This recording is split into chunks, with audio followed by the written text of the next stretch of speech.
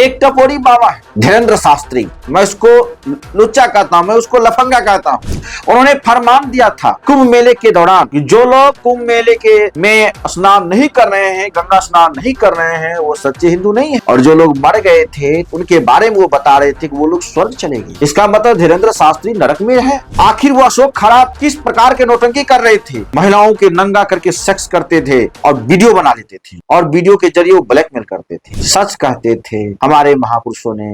ये बाबा धूल तो बड़ी बड़ी उड़ाते हैं, लग रहा आसमान में आंधी आ गई है, लेकिन हकीकत अंधकार को फैला देते हैं। ये बराबर हमले हो रहे हैं, ये बराबर अपने लोग अपने जान गंवा रहे हैं, लेकिन फिर भी आप नहीं माने, क्योंकि आपको आस्था के नाम पर गुलाम मानसिकता भरा हुआ है। दोस्तों नमस्कार, आज के खास एपिसोड में किस प्रकार पूरे देश में अंधविश्वास, भाग्य, भगवान, शास्त्र के नाम पर, आस्था के नाम पर लोग अपनी जान को गंवा रहे हैं। इसी कड़ी में बिहार के नालंदा जिले के माता शीतला मंदिर में दर्शन करने के लिए 31 मार्च 2026 को पूरी अपार भीड़ के साथ लोगों में संघर्ष हो गया।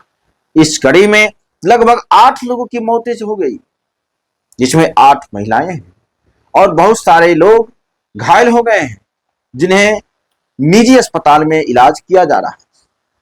आखिर इनका गुनहगार कौन है? बिहार सरकार ने आनन फानन में 6 लाख देने का मुआवजा घोषित कर दिया। केंद्र सरकार भी कुछ देने का घोषणा कर दिया। आखिर ये अंधविश्वास के नाम पर, ये बाबाओं के दर्शन के नाम पर, तो साधु संतों के दर्शन के नाम पर, ये कुंभ मेले के दर्शन के नाम पर लोग क्यों मर रहे हैं? लोग अपनी जान क्यों गंवा रहे हैं?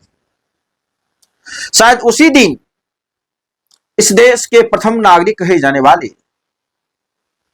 राष्ट्रपति महोदया द्रौपदी मुर्मू भी नालंदा यूनिवर्सिटी के दीक्षांत समारोह में शामिल हुई थी और उनके सुरक्षा में लगभग 2500 से ज्यादा पुलिस बल थे, जबकि माता शीतला के दर्शन करने वाले श्रद्धालुओं की सुरक्षा में सिपाही नजर नहीं आ रहे थे। इसे क्या समझा जाता है कि जो योग्य व्यक्ति हैं उन्हें सुरक्षा की आवश्यकता पड़ती है, जो नालायक होते हैं उन्हें सुरक्षा की कोई जरूरत नहीं पड़ती है। क्या मंदिरों में जाने वाले श्रद्धालु की सुरक्षा क्यों नहीं मिला? क्या वह योग्य व्यक्ति नहीं थे? लेकिन आप यहीं पर मत रुकिए। मेरा प्रश्न ये बात है, ये जितने भी बाबाओं के नाम पर जो दुख को हर करने का वादा करते हैं, दावा पेश करते हैं, वो कितनी सच्चाई है? एक टपोरी बाबा है धीरेंद्र शास्त्री, मैं उसको लुच्चा कहता हूं, मैं उसको लफंगा कहता हूं, क्योंकि वो महिलाओं के बारे में अनाप शनाप बोलते रहते हैं। वो कहते हैं कि जो महिला का शादी नहीं हुआ, अर्थात जो लड़की की शादी नहीं हुआ, वो खाली प्लॉट है। इस प्रकार के भाषा बोलने वाले भी दावा पेश करते हैं कि हमारे पास आइए और दुख को खत्म करके जाइए।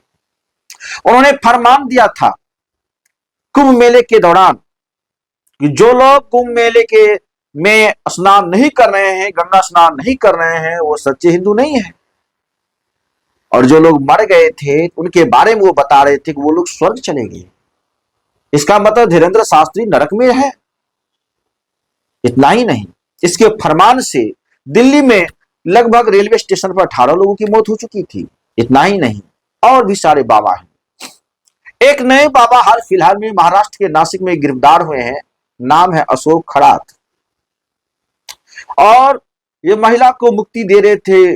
कई नेताओं की जन्म कुंडली बता रहे थे, लेकिन अपनी जन्म कुंडली नहीं देखे थे और वो अरेस्ट हो गए। इतना ही नहीं, आखिर वो अशोक खरात किस प्रकार के नौटंकी कर रहे थे? महिलाओं के नंगा करके सेक्स करते थे और वीडियो बना लेते थे और वीडियो के जरिए वो ब्लैकमेल करते थे। जब ये बाबा पकड़ाए, कई महिलाओं के साथ, जिसको गिना नहीं जा रहा है, उतना महिलाओं के साथ उन्होंने दुर्व्यवहार किया, यौन उत्पीड़न किया। सच कहते थे हमारे महापुरुषों ने। ये बाबा धूल तो बड़ी बड़ी उड़ाते हैं, लग रहा आसमान में आंधी आ गई है, लेकिन हकीकत अंधकार को फैला देते हैं। कौन सा आंधी लाते हैं? तो आस्था के नाम पर अंधकार के आंधी को फैला देते हैं और उसके साथ भोग विलास का जरिया तैयार कर लेते हैं। आखिर महिलाएं कब ये समझना चाहेगी? माता सावित्रीबाई फूले, महामना ज्योतिबा फूले ये कहते हैं, विद्या बिना मति गई, मति बिना नीति गई, नीति बिना गति गई, गति बिना संपत्ति गई, संपत्ति बिना इस देश के शूद्र पीछे हो गए। एक शिक्षा कितने को हर लेती है, और खास करके महिला वर्ग के लोग और दलित पीछे जितने भी लोग मरते हैं उसमें से 90 से 95% दलित पिछड़े समाज के लोग होते हैं, जो अपने मंदिरों में चढ़ावा भी चढ़ाते हैं, मंदिरों में दान पुण्य करते हैं, लेकिन उनके बेटे आईएएस, आईपीएस, पीएम, सीएम या ब्यूरोक्रेसी या प्रशासन में नहीं जा पाते हैं। इतनी पूजा पाठ अर्चन करते रहते हैं, लेकिन बहुजन महापुरुषों का आंदोलन क्या था? क्या आपने महामना ज्योतिबा फूले को भूल गए?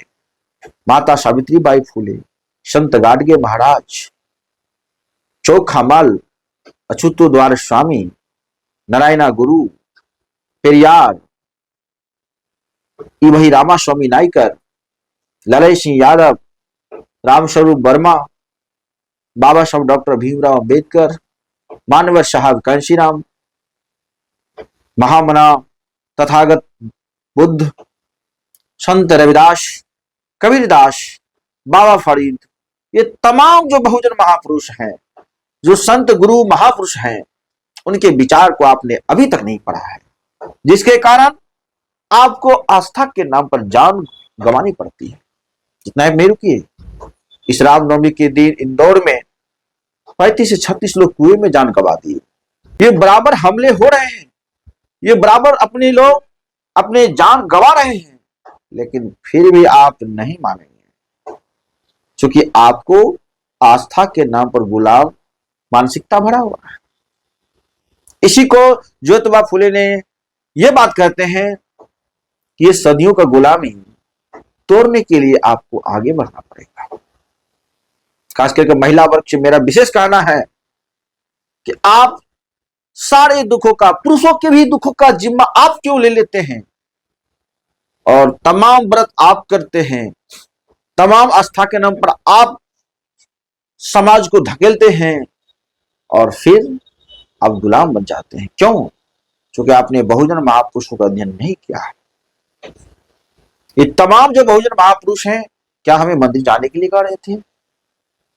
इसलिए कहते हैं 2 घंटी हुआ करता था, 1 घंटी मंदिर में बजती थी, 1 घंटी स्कूलों में। स्कूल में जो घंटी बजती है वह ज्ञान का प्रतीक है, वो ज्ञान के लिए आवाज देता है। मंदिरों में घंटी बजती है, वह अंधविश्वास का नजरिया दौड़ता है। अगर कोई ईश्वर है, अगर कोई भगवान है, तो आज इतने जो दलित पिछड़े समाज के लोग मंदिरों में मर रहे हैं। एक भोले बाबा नाम का उत्तर प्रदेश में जो पिछले साल खास करके 2025 में उनके चरण के धूल छूने के लिए 121 लोगों को जान चली गई। यहां तक कि हम हरियाणा के एक बाबा है संत रामपाल, वो दूध से नहलाते थे और गंदगी दूध से प्रसाद बनाकर भक्तों को खिलाया जाता था। ये साईं आसाराम, ये आसाराम बापू, ये तमाम जो बलात्कारी बाबा हैं, सच ओशो रजनीश ने कहा था, ये जो समाज में जो बाबा हैं, इनके दिमाग में, इनके खोपड़ी में सेक्स भरा रहता है और सेक्स का भंडार लेके बैठे रहते हैं। जो ही मौका मिलता है महिलाओं पर दबोच देते हैं और खुद महिला भी भोग विलास की वस्तु बनना चाहती है। इन बाबाओं के चक्कर में पड़े रहते हैं। इसलिए ये भाग भगवान, दान पुण्य, मंदिर में दौड़ना बंद कीजिए और उस पैसे को अपने बच्चों की शिक्षा में खर्च कीजिए। अपना दीपक खुद बनिए। मिलते हैं आगे के नेक्स्ट वीडियो में, तब तक के लिए धन्यवाद।